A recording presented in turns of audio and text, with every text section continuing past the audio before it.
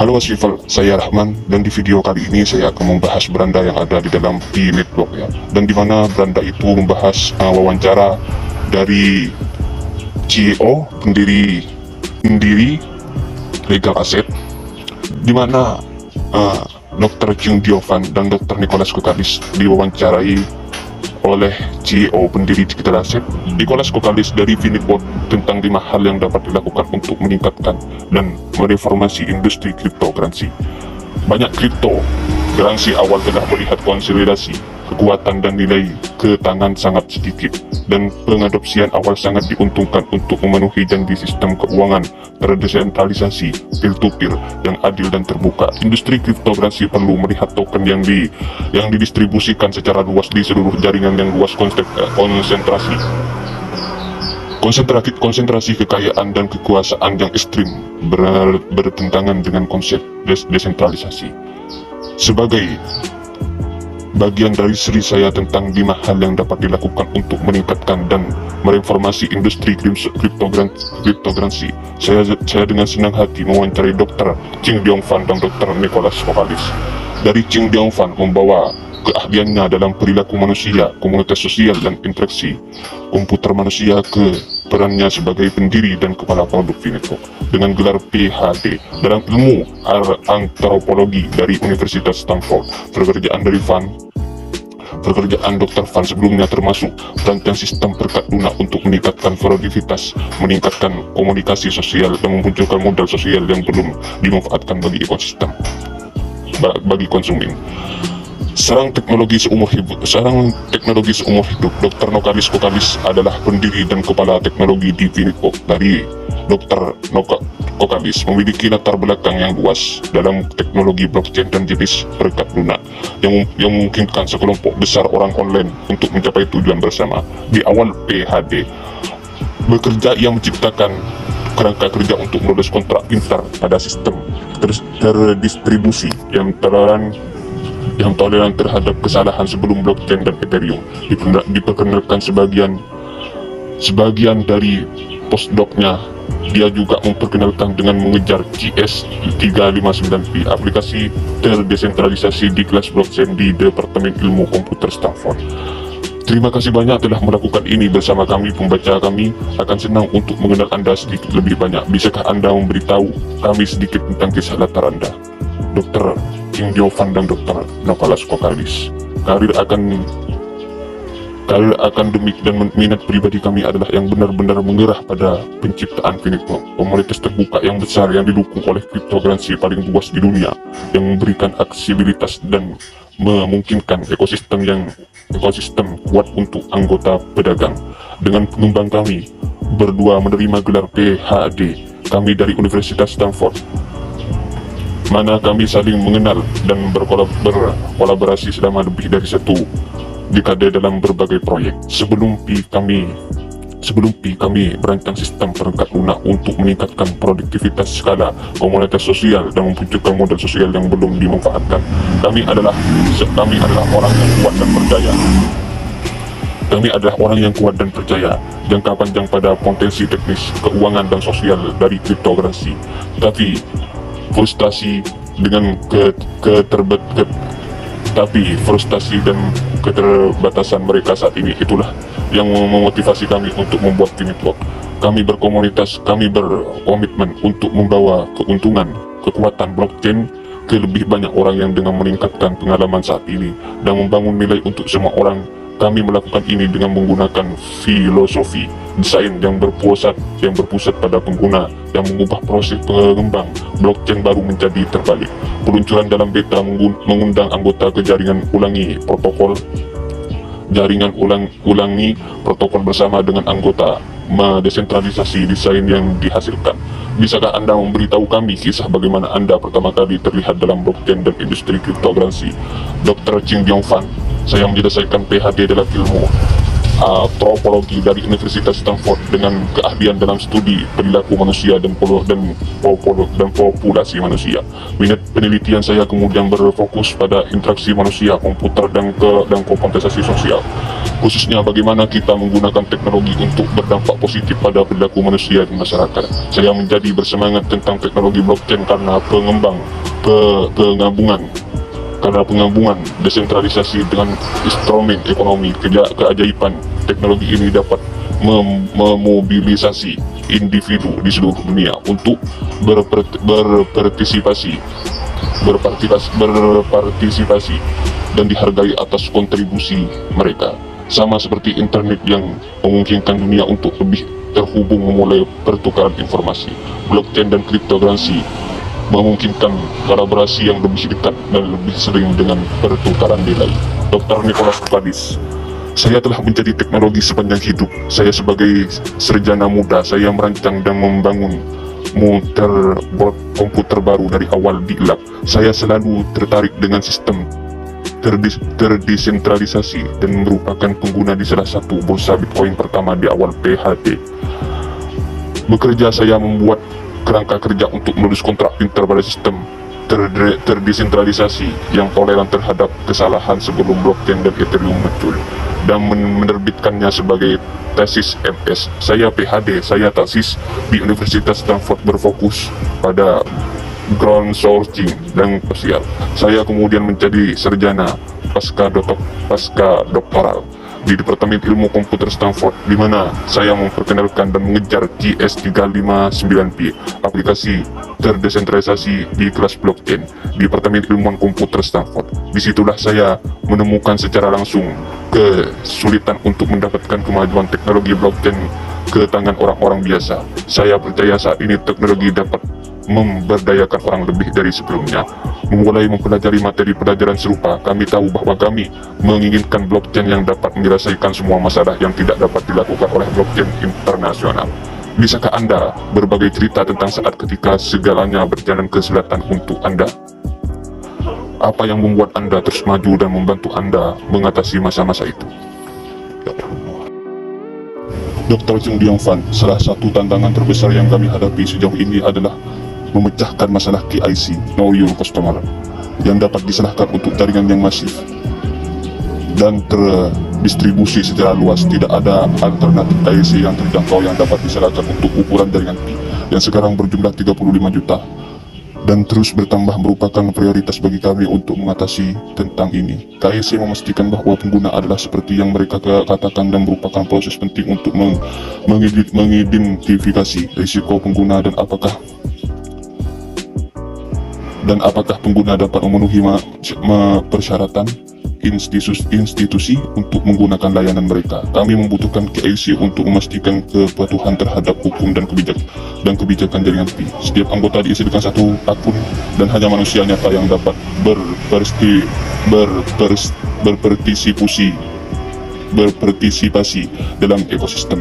Kami menghadapi tantangan ini secara langsung dengan mengembangkan solusi PKIC kami sendiri dengan menggabungkan otomatisasi mesin mutakhir dengan verifikasi manusia,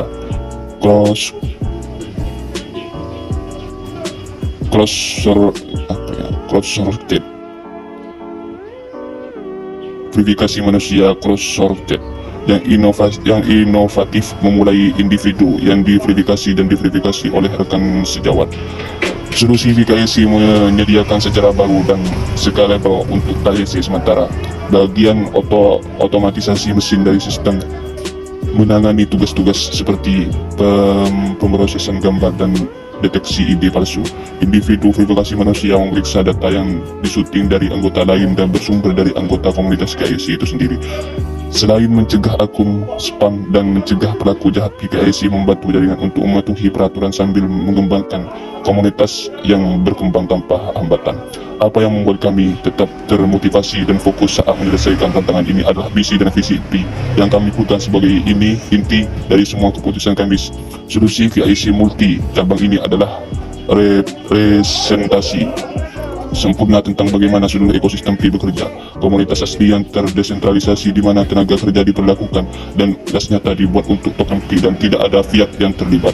Solusi KIC yang dikembangkan sendiri adalah cara terbaik bagi Telkom untuk memenuhi janji keadilan, inklusivitas, dan aksesibilitas. Menurut pengalaman Anda, apa strategi teratas yang harus dipertimbangkan oleh perusahaan blockchain untuk memiliki keunggulan kompetitif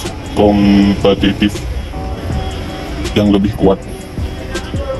Dari Nicholas Kokalis, ini akan sangat bervariasi tergantung pada perusahaan, produk mereka, dan kesenjangan atau masalah yang mereka coba selesaikan. Banyak perusahaan dalam industri ini telah mampu mencapai kesuksesan jangka pendek yang hebat, tetapi mungkin berjuang dengan pertumbuhan yang stabil dalam jangka panjang. Faktor-faktor seperti kelahiran industri, HYP, dan kegembiraan seputar proyek-proyek tertentu perusahaan dan tren ekonomi yang kuat telah memungkinkan hal ini. Namun ketika faktor-faktor ini bergeser dan sentimen besar berubah, perusahaan tersebut dapat menghadapi tantangan.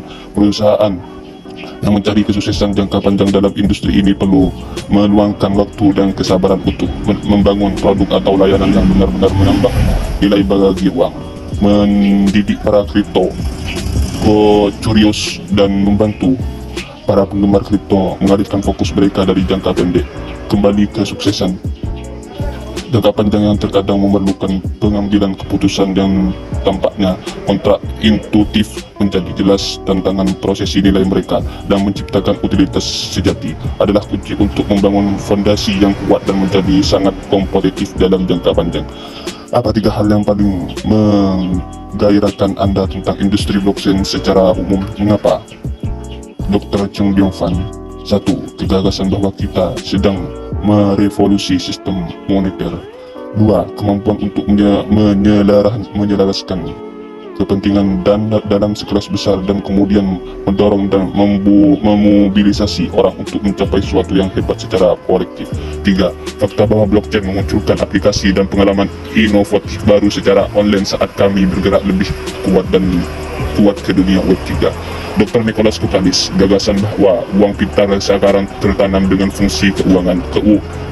Kemungkinan dunia sebagian satu komunitas besar akan menciptakan studi khusus yang bermanfaat. 3. Fakta bahwa kita berada di awal revolusi ini mirip dengan munculnya internet yang pada awalnya dipahami oleh sedikit orang tetapi sekarang tidak dapat hidup tanpanya. Apa 3 hal yang membuat Anda khawatir tentang industri blockchain dan mengapa? Chung Byung-Fan dari Dr. Nicholas Kokalis. Distribusi token. Sementara salah satu properti utama dari blockchain adalah desentralisasi, perhatian terhadap desentralisasi sebagian besar difokuskan pada aspek teknis perjalanan pada sistem terdistribusi, kurang pada distribusi itu sendiri. Penghalang untuk masuk atau mekanisme penangkapan nilai. Hanya distribusi token yang luas yang dapat secara efektif membantu Bootstrap. Ekosistem berhabis di utilitas membantu kami mencapai titik blok di mana sistem yang diberdayakan blockchain dapat diposisi secara massal. 80% token Pi diberikan kepada komunitas dan jaringan. Setiap orang dapat menambang Pi tanpa membayar uang fiat dengan memberikan kontribusi yang beragam ke jaringan. Pi mencoba mencapai dan mempertahankan distribusi yang luas melalui mekanisme penambangan dan pembangunan ekosistem. Aksesibilitas dipengaruhi oleh hambatan keuangan, teknis, dan pengetahuan untuk masuk, menggunakan dan berpartisipasi dan mempengaruhi distribusi. Untuk mencapai aksesibilitas, kita perlu menemukan solusi untuk mengatasi hambatan tersebut di setiap langkah.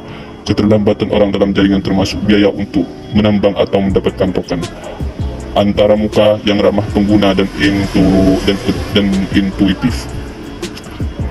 Pendidikan pengguna dan pembangunan komunitas penambangan energi ringan di aplikasi ponsel secara gratis telah memungkinkan tumbuh menjadi lebih 35 juta anggota komunitas dengan kriptokrasi kami di tangan sambil memberikan kontribusi mereka ke jaringan. Kesederhanaan dalam pengalaman pengembang plus akses pengguna teknologi blockchain tidak harus rumit. Pengembangan perangkat lunak JavaScript SDK kami terintegrasi dengan blockchain dengan berbagai API menyediakan fungsionalitas dasar untuk aplikasi. Tidak ada pengalaman kripto blockchain yang diperlukan bagi pengembang manapun untuk menyediakan layanan mereka ke komunitas besar yang mendukung kripto. Oke, terima kasih untuk semua itu. Inilah pertanyaan utama wawancara kami. Bisakah Anda membagikan 5 hal yang dapat dilakukan untuk meningkatkan dan mereformasi industri kriptokurrensi jika ada dampak berbagai cerita contoh untuk mesin-mesin? Dr. Ching Diong Fan dan Dr. Nicholas Kokalis. Banyak kriptokurrensi awal telah melihat konsolidasi kekuatan dan nilai ketangan sangat sedikit, dan pengadopsian awal sangat diuntungkan untuk memenuhi janji sistem keuangan terdesentralisasi peer-to-peer yang adil dan terbuka. Industri kriptokurrensi perlu melihat token yang distribusikan secara luas di seluruh jaringan yang luas.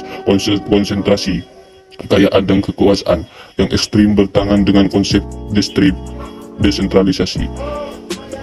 Kriptokurrensi saat ini tidak banyak digunakan sebagai alat tukar karena banyak faktor, di antaranya adalah volatilitas harga dan kurangnya utilitas. Menciptakan ekosistem berbasis utilitas di mana kriptokurrensi dapat digunakan secara luas dan secara teratur ditukar dengan barang dan jasa melalui aplikasi akan membantu memecahkan masalah ini dan membawa pengguna kripto mulai penyimpanan nilai. Protokol 3 protokol penambangan yang kompleks secara komputasi seperti Proof of Work membutuhkan energi dalam jumlah besar. Kriptokurrensi yang bergantung pada protokol semacam itu membakar sejumlah besar listrik dan karenanya memberikan beban besar pada lingkungan. Industri harus berupaya meminimalkan mengaktifkan terhadap lingkungan dengan menggunakan protokol konsensus yang lebih hemat energi. 4. Kebaruan teknologi blockchain dan jaringan terdesentralisasi menghadapkan tantangan ke dunia dengan peraturan yang masih disesuaikan untuk bisnis tradisional dan industri secara keseluruhan, karena banyak proyek baik dan buruk mengeksplorasi arahnya kepatuhan yang lebih ketat terhadap kebijakan dan peraturan saat ini, dan kejelasan yang lebih besar tentang peraturan di masa depan akan sangat menguntungkan industri. Agar industri kriptokurrensi dapat mempengaruhi kehidupan di seluruh dunia, itu harus jauh lebih mudah diakses. Ini termasuk hambatan masuk yang lebih rendah, pendidikan yang lebih luas tentang industri dan teknologi, dan desain yang lebih mudah diakses dan ramah pengguna. Bagaimana pembaca kami selanjutnya dapat mengikuti pekerjaan Anda secara online? Dr. Ching Diong Fan dan Dr. Nicholas Kokalis. Pembaca selanjutnya dapat mengikuti perjalanan kami di situs web kami minipi.com, di aplikasi Pi, atau di salah satu seluruh media sosial kami, Facebook, LinkedIn, Twitter, dan Instagram. Terima kasih banyak untuk ini, sangat mencerahkan.